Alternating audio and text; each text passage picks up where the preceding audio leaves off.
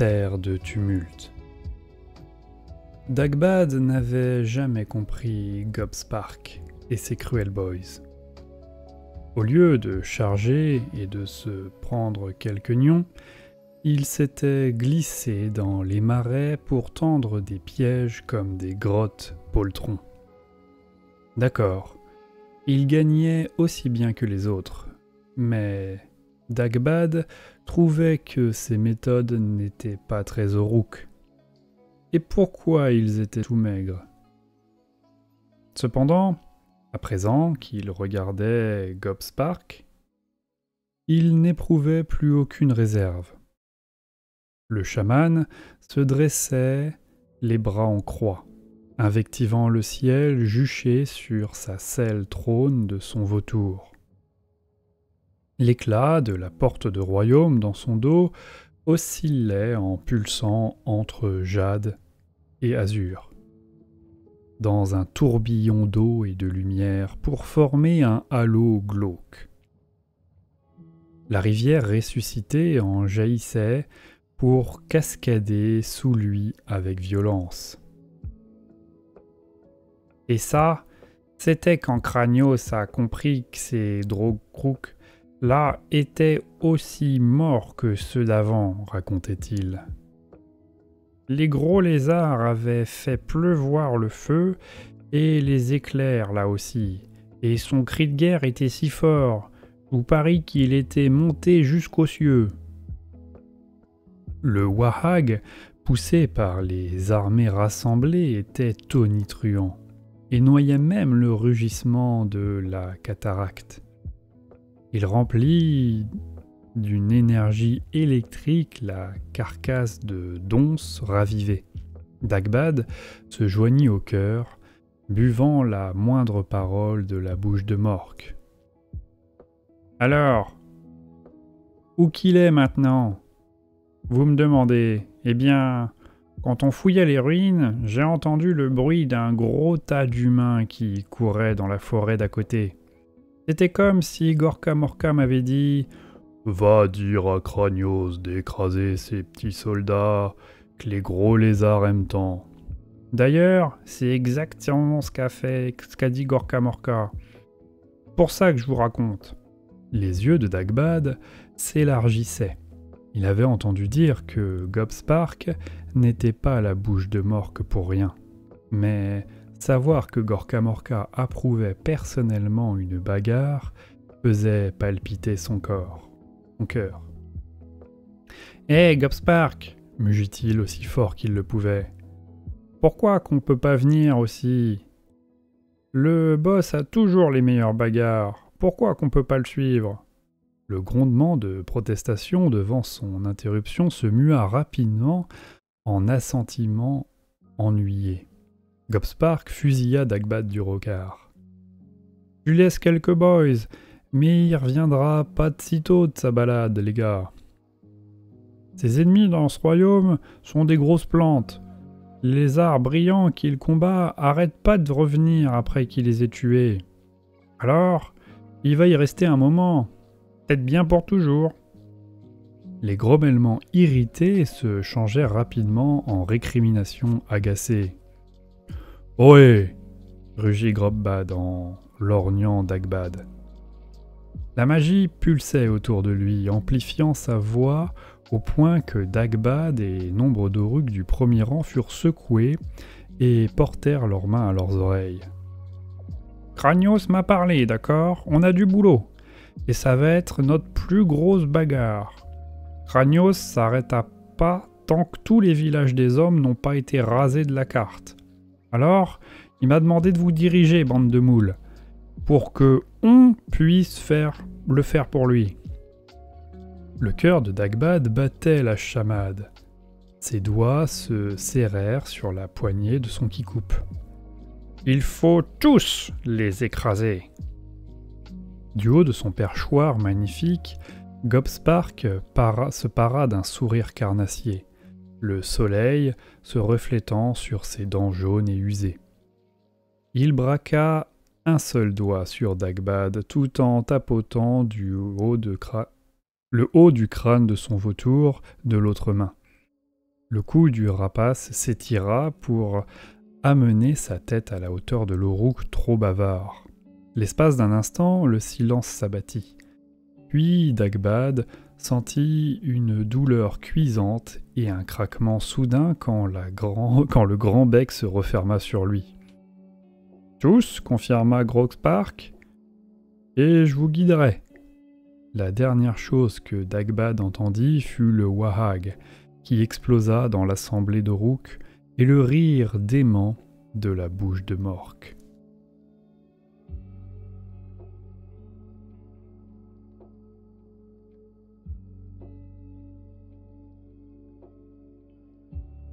Seigneur impératant, ces dernières semaines ont été difficiles, mais j'ai finalement de bonnes nouvelles.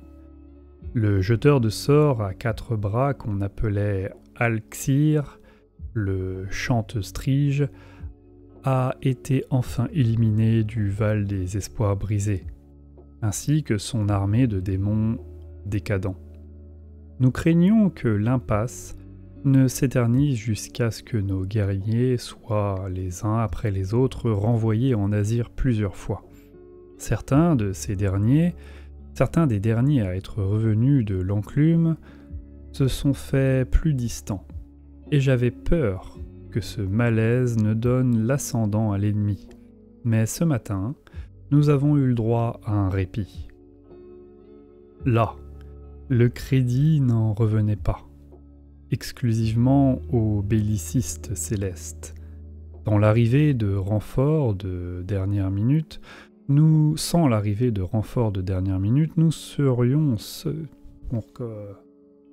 On va recommencer la phrase.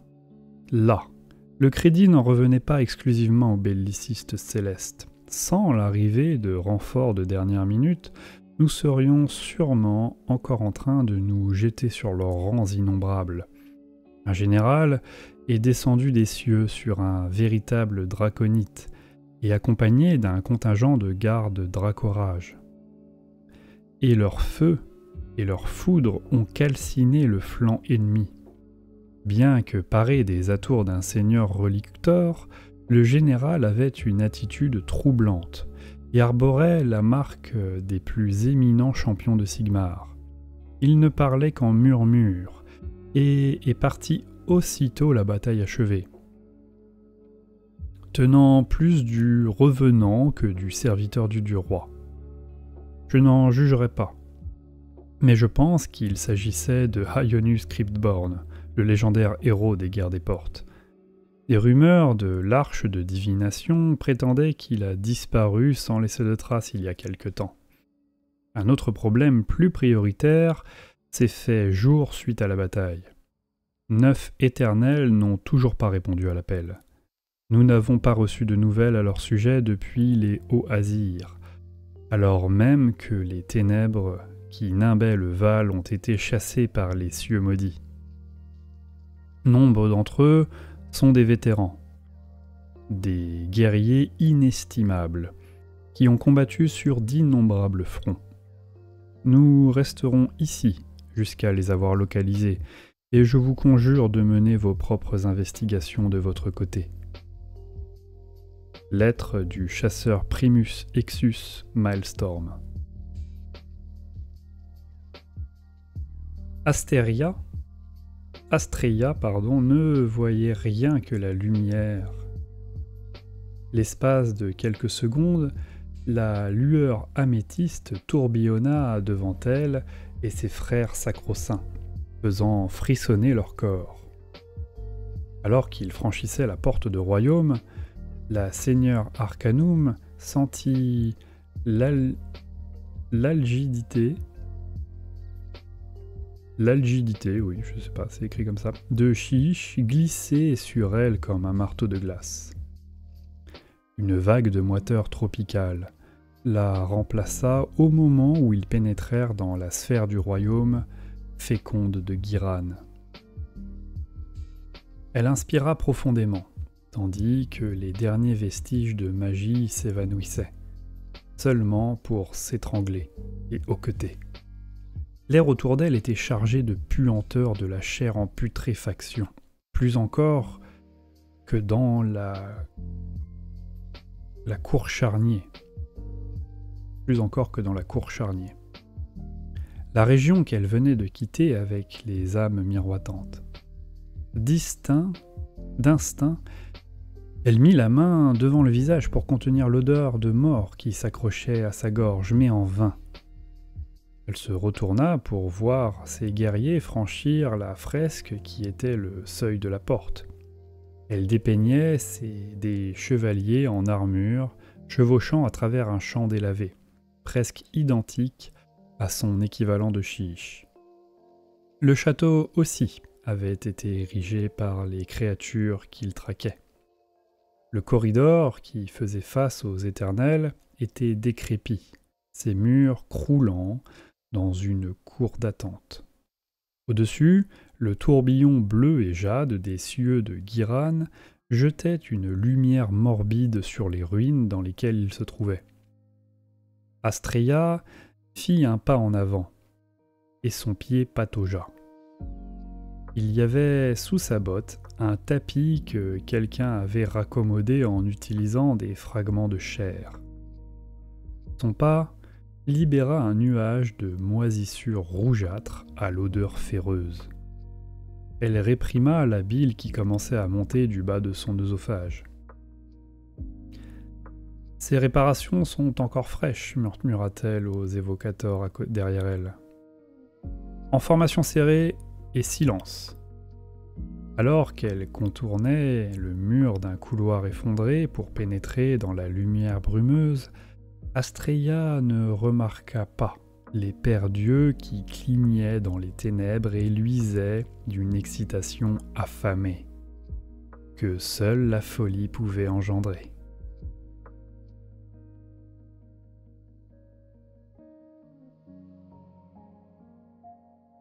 Alors que l'expédition en Akshi dressait enfin le camp en territoire neutre, à l'abri entre la mer et les contreforts de la chaîne adamantine, le doux chant des vagues roulait sur le rivage. Avant de repartir assaillir les Trogoths qui poursuivaient les Éophores, les elfes de Foueton, liés par de nouveaux pactes, déployaient leur magie pour soulager l'esprit des soldats et purifier leur traumatisme. Des lueurs ténues flottaient sur des centaines de soldats maculés de sang, leur offrant une première nuit sans cauchemar depuis des mois. Tandis que les gardes s'affaissaient contre leurs lances, l'ombre qui flotta devant des lunes d'Akshi passa inaperçue. Un vol de chauves-souris passait en silence, à l'insu des soldats assoupis. Depuis les montagnes, Korgo Skul observait la colonne sigmarite à l'arrêt. Lui aussi avait prélevé son tribut sur les Trogoths, préférant des proies de choix, tandis que les hommes s'adonnaient au massacre. Tout en suspendant les peaux de ses généraux les plus aguerris à ses pics devant sa tente, il n'éprouvait que du mépris. Si comme eux, il avait chargé les Sigmarites à la seule mention du nom de Hammerhand, aurait-il fini au bout d'une pique ?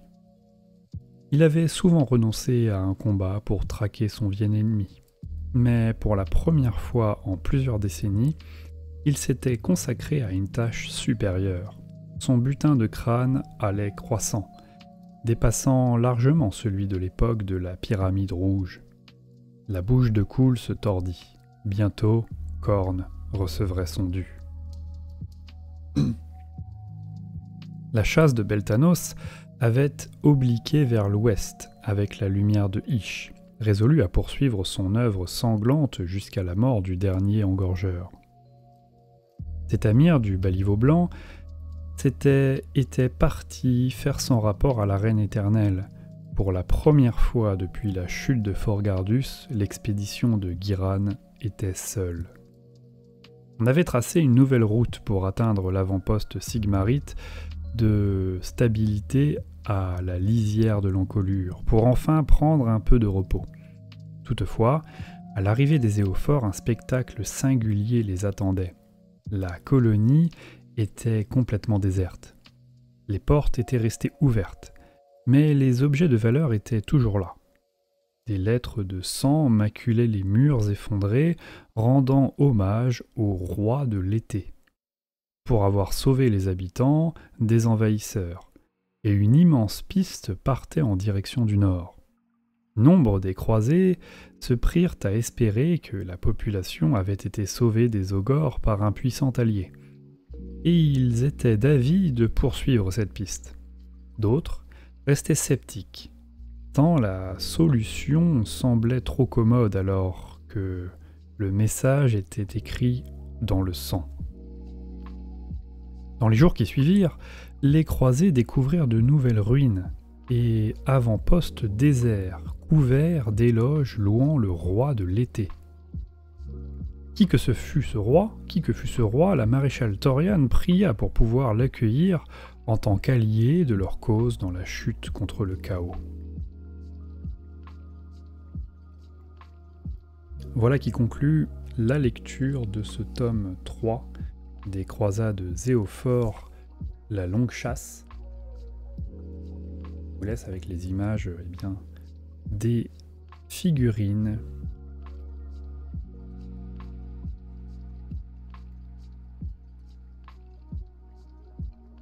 et des personnages principaux avec Ionius Cryptborn, le gardien des âmes égarées, Beltanos, la première épine de Kurnos. Superbe figurine.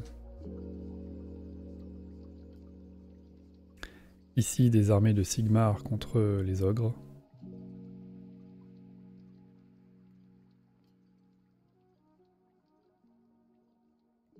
Et ici, nous avons Belgrimnir qui tient en respect les ennemis grâce à sa hache aux flammes. Belgrimnir qui est là. Très très belle figurine. Et le roi Molpir.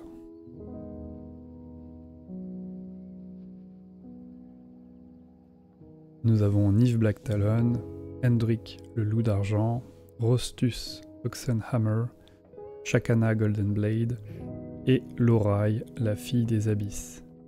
Ici, la troupe mise en scène contre des serviteurs du chaos.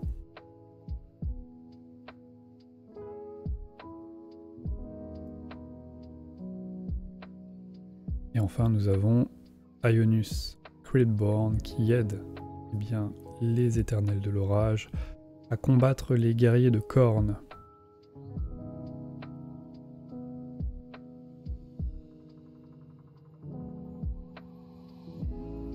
Voilà, ensuite c'est les règles, et donc c'est tout pour ce livre 3, La longue chasse. On se retrouve demain pour la lecture du livre 4, le début de la lecture du livre 4 des Croisades Zéophore, l'essor du roi fou. À demain.